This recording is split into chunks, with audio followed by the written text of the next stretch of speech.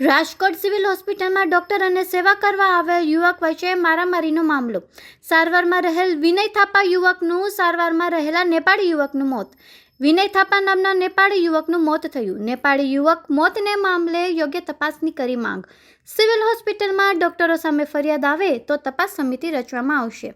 ઘટનામાં 25 તારીખના દિવસે વિનય નામના છોકરાનો રોડ અકસ્માત થયેલું હતું. ગાડી સ્લીપ થતાં એને માથાના ભાગે ગંભીર ઈજા લાગી હતી અને સિવિલમાં એને દાખલ કર્યો હતો.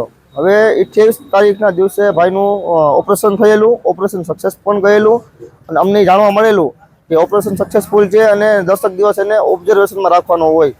અને એના રાતના દિવસે જ્યારે બ્લડની અમે ડૉક્ટરે બ્લડ મંગાવેલું હતું અને બ્લડ માટે અમે અલગ અલગ ગ્રુપમાં અલગ અલગ પેજમાં અમે વાત કરેલી બ્લડની અમારે જરૂર હોય. તો જેમાં બ્લડ તો જમા થઈ ગયું હતું અને સમથિંગ 2 બોટલ જેવી બ્લડ ઘટી હતી.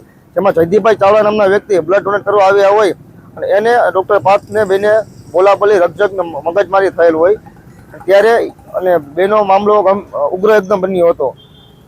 એમાં ડૉક્ટર લોકો હડતાલ ઉપર ઉતર્યા, જેમાં વિનય થાપાને પ્રોપર સારવાર ન મળી, જેમાં એનું નિધન થયેલું છે. માંગ આમાં ચોક્કસ તપાસ થવી જોઈએ, મેડિકલનો ચોક્કસ તપાસ થવી જોઈએ, મૃતકને ન્યાય મળે એવી અમારી માંગ છે. આ લોકોની હડતાલમાં આ લોકોને ખરેખર પ્રોપર બેદરકારી કહેવાય. એ લોકોની હડતાલ બીજા લોકો સાથે એમાં કોઈ પણ દર્દીનો વાંક ન હોય. દર્દી અત્યારે દાખલ પરિસ્થિતિમાં ક્રિટિકલ કન્ડિશનમાં હોય, એમાં એને ધ્યાન દેવું જરૂરી હોય અને એનું એમાં ધ્યાન નહોતા. વિનય જવાનું આની પહેલાં પણ ઘણીવાર અમે સાંભળેલું હોય કે આ લોકોની બેદરકારી અવારનવાર સિવિલમાં આવું બનતું રહે છે. સરકારને અપીલ એ છે અમારી કે આમાં યોગ્ય તપાસ થાય, યોગ્ય ચકાસણી થાય અને એની ઉપર ટોટલી રિએક્શન લેવામાં આવે.